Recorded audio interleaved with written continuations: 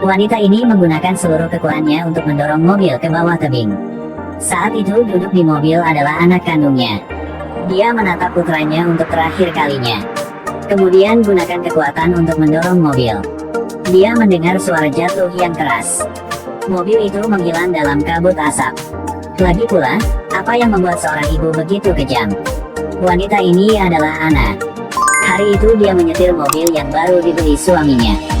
Ajak anakku main ke rumah ibunya. Karena jalannya agak jauh, dia memainkan lagu sesuka hati. Tapi dia secara tidak sengaja menemukan kemampuan baru. Mobil memiliki kemampuan untuk mendeteksi berat penumpang. Dia penasaran untuk melihat fungsi ini. Di layar segera menunjukkan angka. Hasil deteksi. Ada seorang pria 50 pon yang biasa duduk di dalam mobil. Intuisi Anna memberitahunya. Berat ini pasti seorang wanita. Tapi dia tidak peduli. Dia hanya mengira itu karena mobilnya tidak mengukur dengan benar.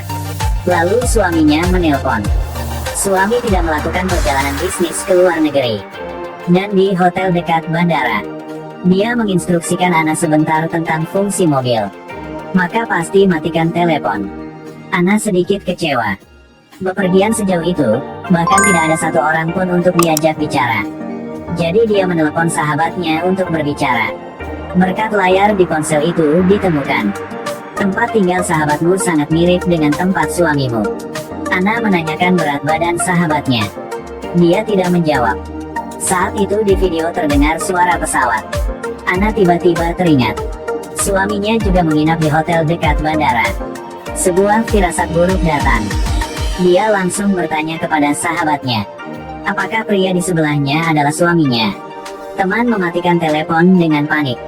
Kemudian Anna dengan marah memanggil suaminya. Tapi tidak ada yang mengangkat telepon. Anna mengerti segalanya. Dia segera memutar mobilnya. Bersiaplah untuk mencari suami untuk mengklarifikasi semuanya. Tapi baru saja berangkat belum lama ini. Lalu ada masalah dengan peta mobil. Ada kemacetan lalu lintas yang serius sekarang. Jadi peta menunjukkan jalan yang berbeda untuknya. Ini adalah jalan gunung yang sepi tanpa orang. Sangat cepat malam tiba. Anna yang marah merokok. Tapi pada saat ini, fungsi mobil untuk merasakan bau asap.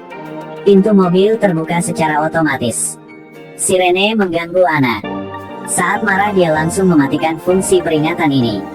Inilah saat yang tak terduga terjadi. Anna berbalik untuk menghibur putranya. Mobil itu tiba-tiba menabrak sesuatu. Bocah itu diancam akan menangis keras. Anna harus memberi putranya telepon untuk bermain. Dia turun dari mobil untuk melihat situasi. Ternyata dia baru saja menabrak rusa. Anna takut mendorong tubuhnya keluar. Tapi diancam untuk tidak mengambil tindakan. Dan itu pada saat ini. Anak laki-laki di dalam mobil memutar teleponnya. Fungsi cerdas kendaraan telah diaktifkan. Mobil merasakan masalahnya. Mengunci semua pintu mobil. Anak laki-laki terkunci di dalam mobil. Anna tidak bisa membuka pintu mobilnya. Dia menyuruh putranya untuk mematikan fungsi pintar mobil melalui jendela mobil. Tapi dia terlalu muda untuk mengerti apa yang dia katakan. Anna marah dan tidak sabar. Dia dengan panik menggedor jendela mobil. Anak takut dengan tindakan Anna. Ponsel secara tidak sengaja jatuh di bawah mobil. Karena anak laki-laki terpaku pada sabuk pengaman. Jadi putranya tidak bisa membungkuk untuk mengangkat telepon. Anna sedikit putus asa. Tapi melihat penampilan menyedihkan putranya, dia dengan panik menabrak jendela mobil dengan batu. Tapi mobil ini telah ditingkatkan dan ditingkatkan. Cangkang mobil terbuat dari bahan berlian. Bahkan kacanya adalah tipe anti peluru khusus. Anna memukulinya selama setengah hari tanpa dia. Dia tidak berdaya. Hanya harus pergi untuk menyelamatkan. Dia pergi ke pembangkit listrik. Tapi tidak ada seorang pun di sini. Di kamarnya dia menemukan telepon. Tapi sinyal telepon di sini telah terputus. Dia akhirnya menemukan senter dan kunci pas. Baru saja keluar dari pembangkit listrik. Lalu tiba-tiba terdengar suara binatang. Anna panik dan berlari ke samping mobil. Di malam yang gelap, tiba-tiba seekor anjing datang bergegas masuk. Anna mengambil kunci pas dan menghancurkannya. Tanpa diduga menyebabkan mobil mengeluarkan sirene peringatan. Pada saat ini, menakut-nakuti anjing itu pergi. Dia akhirnya menabrak mobil dengan kunci pas. Tapi itu pada dasarnya tidak bisa dipecahkan. Anna menghibur bayinya di dalam mobil. Beritahu anak laki-laki itu untuk tidur. Tidak tahu sudah berapa lama. Anna dibangunkan oleh matahari. Anak laki-laki masih terkunci di dalam mobil. Suhu di dalam mobil tinggi. Bocah itu sangat panas sehingga wajahnya memerah. Seperti itu. Putranya segera mati lemas di dalam mobil juga. Anna dengan tidak sabar melepas pakaian luarnya. Taruh di atap mobil. Dia harap dapat memblokir sinar matahari untuk anaknya. Dia sendirian. Mulai melangkah lebih jauh untuk mencari bantuan lagi. Tidak tahu berapa lama untuk pergi. Anna menemukan sungai kecil. Dia dengan cepat menambahkan air. Kemudian lanjutkan perjalanan untuk mencari bantuan. Tidak jauh dari itu, Anna melihat sebuah pesawat. Ternyata tempat ini adalah bandara yang ditinggalkan. Anna naik ke pesawat untuk menemukan beberapa alat yang berguna. Tapi tidak ada apa-apa di dalam. Hanya menemukan kendi air besar. Dia membakar kue pesawat untuk mengirimkan sinyal mara bahaya. Kemudian ambil botol air untuk mengambil air dari sungai. Cepat berlari kembali ke sisi anakku. Pada saat itu, suhu terus meningkat. Bocah itu sangat panas sehingga dia pingsan. Anna dengan cepat menuangkan air ke mobil. Semoga suhu turun. Tapi bagaimana sedikit air seperti itu cukup? Tiba-tiba Anna berpikir. Mobil yang mendeteksi bau asap akan otomatis membuka jendela. Jadi dia menyalakan api. Tapi tak terduga. Hanya asap di dalam mobil yang menunjukkan peringatan. Tapi asap di luar tidak membuka jendela. Jika tidak, secara otomatis menutup motor ventilasi. Anna benar-benar pingsan. Dia dengan gila menghancurkan mobilnya. Tapi tentu saja tidak berhasil. Itu pada saat dia sangat putus asa. Seekor anjing hitam muncul lagi. Anna dengan cepat bersembunyi di bawah mobil.